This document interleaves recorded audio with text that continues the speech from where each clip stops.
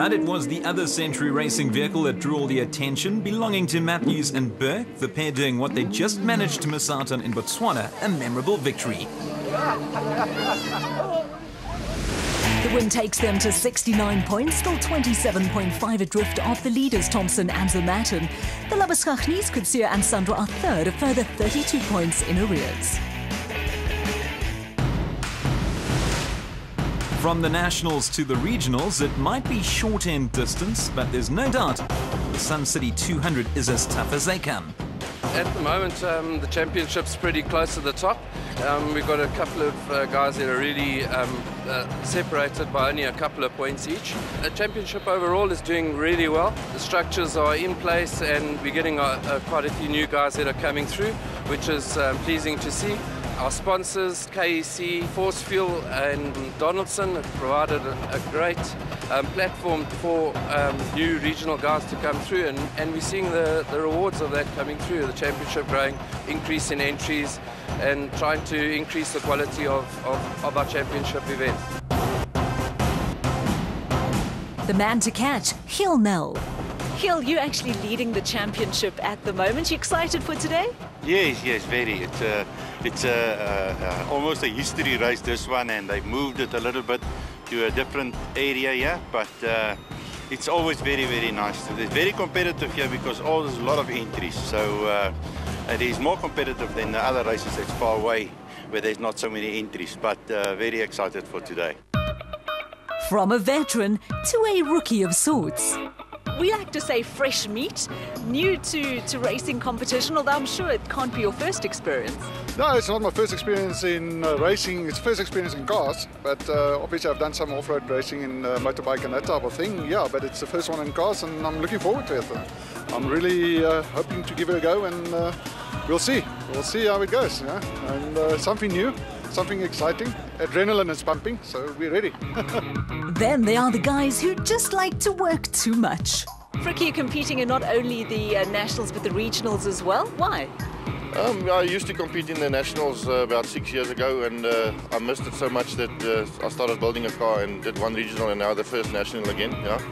And what is the difference between the two? They're more strict here by the nationals. The rules are more tight, and yeah, I can't say better organized, but it's yeah, everything is on time and yeah, well organized. The men leading the regional championships, Giel Nel and Paul Slabbert in their Zaka, they were first to start. Closely followed by Johan and Jeremy Mitchell in their Sandmaster. They started in 16th place, but incredibly, Rikus Prinsloo and Loert Combrink were sensational on their day, bringing home their bat in first place. They started in second place, and that's where they stayed. The Sandmaster of the Mitchells coming home just under 3 minutes after the leaders.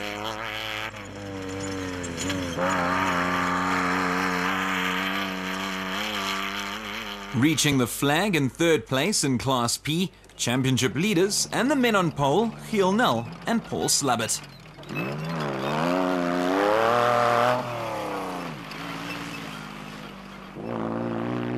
Now this was something special. Nalde Pieterse and Clarence Visser-Kerke finished first in Class Y in a Can-Am Maverick 1000, also known as a side-by-side.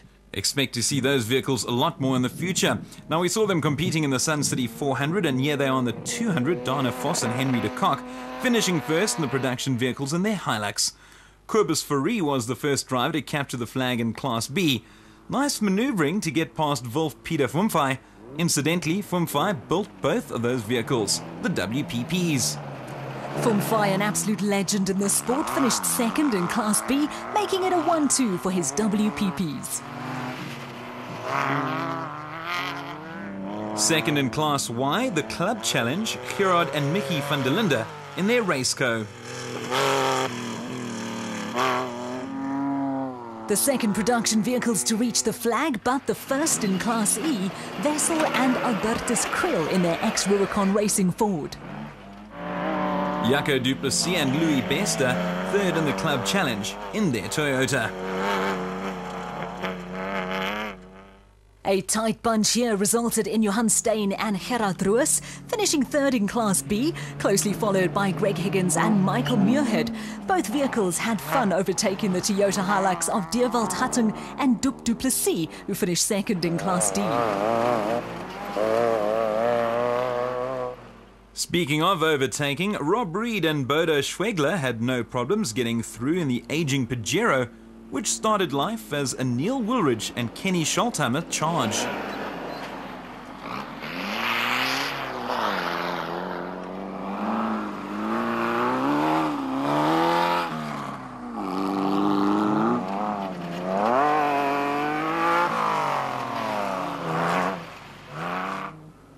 Willie Velman and Henro Fourie finished fourth in the Club Challenge in their Ford Bantam. On board with Martinez Leroux and Gustav Pienaar, the dust on this route makes it almost impossible to see sometimes, especially if someone's ahead of you. But yeah, they managed to get by on their way to a fourth place in Class B. There's no doubting that Sun City has seen plenty of Venters this weekend. And here's another one, Dylan Venter, part of the famous racing family, alongside Ruan Pierce, the Trisome Racing pair finishing third in Class E. Great view here from the seat of Francois Smit in his Sandmaster Magnum, gaining quickly on David and Martin van Jaarsveld.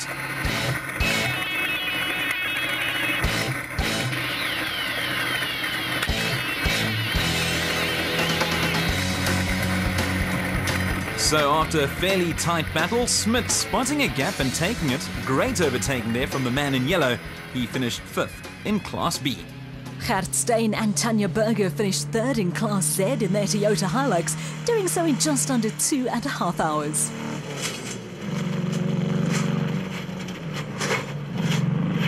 They were closely followed by the Levinsons, Glenn and Kevin, who managed to finish fourth in Class Z in the Club Challenge.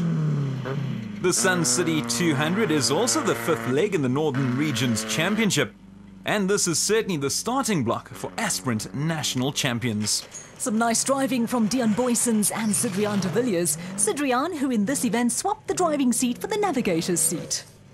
The last of the finishers in Class P, Clive and Sean Sutherland in their Aceco.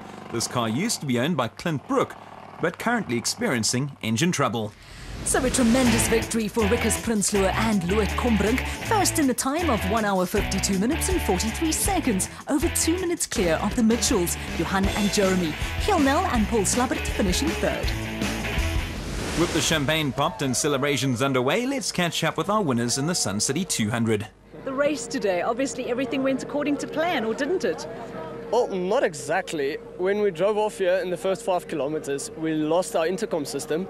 I was actually able to hear my navigator, but you couldn't hear anything that I said. 40 kilometers. Keep the nagging. Keep the nagging away. 40 kilometers further, we lost the clutch, so we kept on like that. And then afterwards, what happened as well? Yeah, we realized the car was only running on 5 cylinders out of the 6, so we couldn't get very high top speeds. But otherwise, it went perfect. We can't complain about anything. So, despite finishing third, Nell and Slabbert are still on top of the standings on 74 points, but they have just a 5-point lead over Mitchell and Mitchell, while Cobus Fourie is in third spot.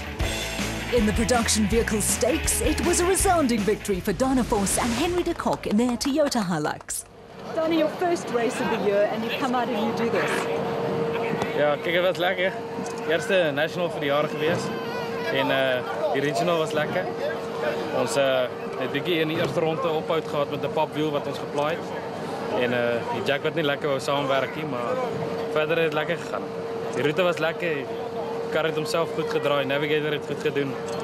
So ons is tevrede met wat ons gedoen het. So it was a beautiful day today at Sun City. Everything went according to plan. Het was baie lekker geweest, Ons het op die boek gebly en daarna die res van die werk gedoen. Reed and Schwegler led the way in the production standings, 10 points clear of the two Creoles, Wessel and Albertus.